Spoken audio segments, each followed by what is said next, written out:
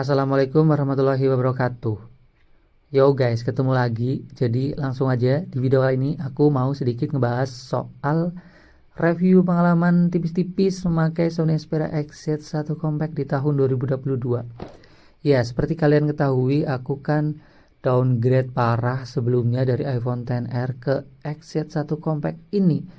Itu parah banget dari HP yang jutaan yang flagshipnya udah bagus banget ke HP yang ini ratusan ribu aja limbah Jepang. Ya salah satu alasannya karena lagi kismin aja sih, pengen pakai HP yang murah terus sisanya buat hal-hal yang lebih produktif.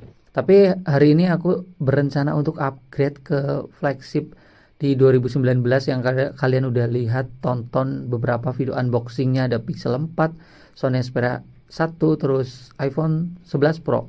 Cuman aku belum menentukan yang mana. Oke, kembali lagi ke Sony Xperia XZ1 Compact. Pertama aku akan cerita kalau HP ini tuh harganya di 900 ribuan. Jadi buat kalian yang pengen beli HP budget terbatas, ini bisa jadi opsi lah ya di antara beberapa limbah Jepang. Dan HP ini menurut aku punya beberapa kelebihan, dan mari aku cerita. Pertama adalah dari segi desain dan body. Jujur aja aku beli HP ini salah satu alasannya karena HP compact ya. Aku itu user HP compact banget, jadi nggak bisa pakai HP yang gede. Dan pengalaman memakai Sony Xperia XZ1 Compact yang layarnya cuma 4,6 inch ini, itu bener-bener enak banget. Dan beratnya cuma 140 gram. HP ini enak banget dipakai satu tangan, dimasukin ke kantong juga enak, dibawa kemana-mana juga enak. Pokoknya HP compact itu bener-bener enak menurut aku sendiri sih. Memiliki pengalaman yang dipakai itu berasa simple aja, dan itu sebuah kelebihan sih menurut aku di Sony Xperia XZ1 Compact ini. Apalagi HP zaman sekarang udah mulai gede-gede banget, jadi ini bisa jadi opsi buat kalian yang lagi pengen nyari experience beda. Dan aku sendiri masih seneng dengan HP ini karena ukuran dan desain. Ya kalau ngomongin desain tipis-tipis, Xperia XZ1 Compact ini desainnya masih berkarakter banget Sony Xperia. Kalian bisa melihat itu HP-nya kotak banget, sudutnya juga tegas-tegas banget. Pokoknya desainnya itu bener-bener seger banget sih kalau kata aku. Apa aku fanboy ya? Bodo amat dah. Ya sekarang nggak fanboy banget kok. Ya ini pokoknya HP-nya menurut aku desainnya masih seger banget, build quality-nya juga bagus. Terus beberapa fitur-fitur di bagian bodinya kayak tombol shutter kamera yang Sony punya ini juga sangat ngebantu banget. Misalnya layarnya mati, kita ada suatu momen tinggal klik aja, jadi ngebantu banget kita nggak ketinggalan momen. Nah selanjutnya untuk fingerprint di bagian samping yang menyatu dengan tombol power ini menurut aku agak sedikit repot. Jadi aku sendiri nggak pernah pakai fingerprint Sony Xperia karena itu agak risih, maksudnya nggak cuma ditempel jadi perlu ditekan. Kadang aku malah nggak pakai keamanan sama sekali untuk HP utama karena memang aku nggak stay kasih data-data penting kayak gitu, cuman chatting doang paling. Ya tapi untuk fingerprintnya ini masih kenceng sih, performa fingerprintnya benar-benar jarang salah juga. Itu aja paling karena aksesnya yang perlu ditekan. Selanjutnya karena ini HP compact, itu kan pasti ada sedikit hal yang dikorbankan. Adalah dari segi layarnya jelas yang ikut mengecil ya. Ya layarnya cuma 4,6 inch. Jadi untuk beberapa orang yang pengen beli HP ini sedikit banget gak jelas banget. Pokoknya adaptasi lah ya banget ke HP ini karena layarnya cuma kecil.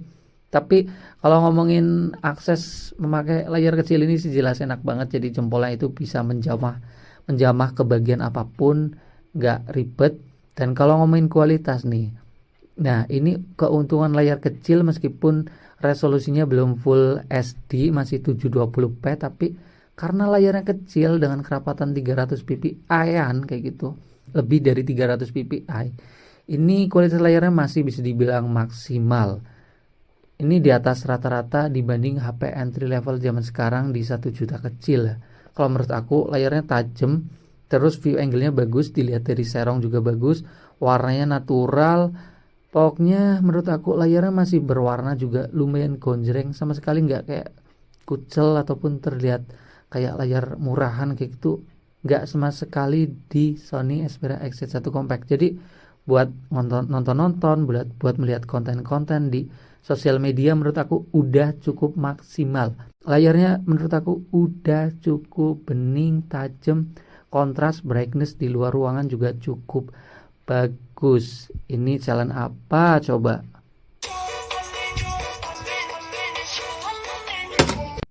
Nah, terus selanjutnya dari segi performa.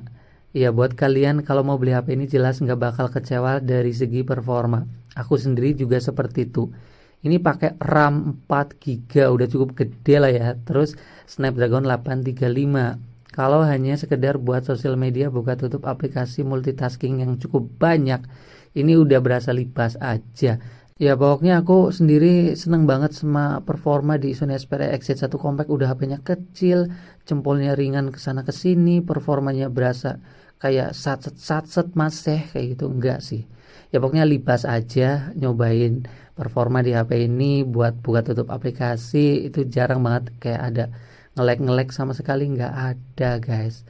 Aku sendiri malah kadang buka aplikasi cukup banyak di HP ini juga jarang ada aplikasi kayak ngeblank, nge-lag kayak gitu, nggak ada. Bener-bener sangat nyaman buat kebutuhan sosial media kayak gitu ya, multitasking. Tapi kalau buat ngegame ini jelas meskipun performanya masih enak, tapi karena layarnya kecil jadi agak susah. Apalagi buat ngegame yang maksudnya serius ya, paling buat game mainan-mainan seperti ini masih worth it lah ya, masih enak. Tapi kalau buat game yang cukup berat, layarnya kecil banget, baterainya juga nanti aku akan cerita.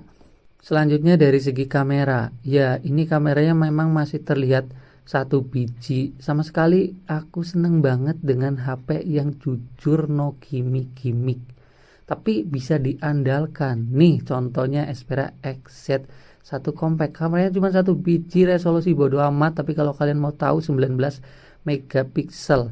Untuk kebutuhan foto-foto ini hasilnya di cahaya yang udah cukup tajam. Paling kalau low light emang penyakit HP yang belum flagship kastanya, apalagi udah HP masa lalu yang gak ada fitur mode malam, jadi itu lemah. Tapi untuk foto di cahaya yang cukup itu udah cukup bagus. Nah kalau ngomongin kamera depan ini juga ada sedikit fitur bagus yang Sony Xperia yang lain itu nggak ada. Ini adalah lensa lebar. XZ1 Compact ini ada, jadi bisa mendapatkan angle yang lebih lebar, mirip-mirip kamera action kayak gitu. Agak lucu juga ya. Tapi kalau boleh jujur, salah satu alasan aku pakai HP ini adalah hasil perekaman video yang masih bisa diandalkan banget.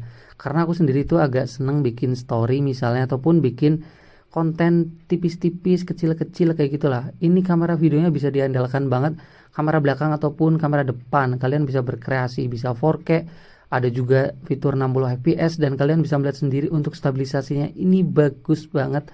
Model 900.000 bisa dapat video seperti ini, itu worth it banget kalau kata aku sih seperti itu. Nah selanjutnya yang aku senang juga di Sony Xperia XZ1 Compact ini, pengalaman yang cukup bagus adalah kualitas audio speakernya yang sudah stereo, peletakannya di depan, atas, bawah itu benar-benar langsung menghadap ke muka kita. Dan untuk suaranya juga sama sekali, meskipun HP kecil tapi udah cukup menggelegar. Pokoknya udah cukup banget buat melihat konten yang berkaitan dengan suara, ini udah cukup bagus.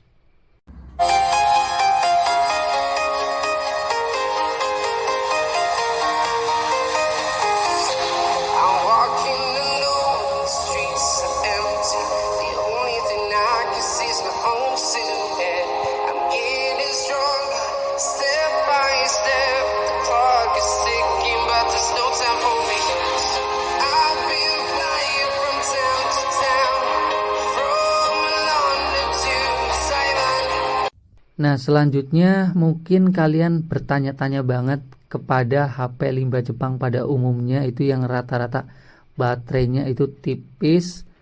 Apalagi Sony Xperia ya memang ini kapasitasnya kecil, tapi untuk screen on time yang aku dapatkan entah kenapa kalau XZ1 Compact itu screen on time-nya bisa tembus 5 jam. Jadi untuk penggunaan satu hari aku udah bisa guys, tapi dengan catatan tanpa ngegame.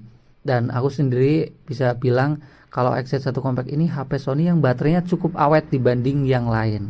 Kalau ngomongin jaringan sinyal, HP ini masih aman-aman aja sampai sekarang. 4G masih lancar, bisa dipakai. Oke guys, mungkin segitu aja yang dapat aku sharing sama kalian soal pengalaman memakai Sony Xperia XZ1 Compact. Kalau boleh jujur, aku itu nggak ada keluhan berarti di HP ini. Selebihnya kalau ditanya apakah HP ini masih worth it, sebenarnya aku bisa bilang ini HP masih worth it. Dengan harga 900 ribuan kalian bisa mendapatkan HP yang desain masih cakep, compact, terus performa masih cukup bagus, kamera video masih cakep juga, stereo speaker udah bagus, baterai yang udah termasuk awet. Nah, kekurangannya cuman layarnya kecil aja, nggak semua orang suka ya. Apalagi karena harganya udah mirip-mirip dengan si saudaranya XZ1. Kalian bisa berpendapat aja bebas, tulis saja di kolom komentar. Videonya sekian dan bye-bye.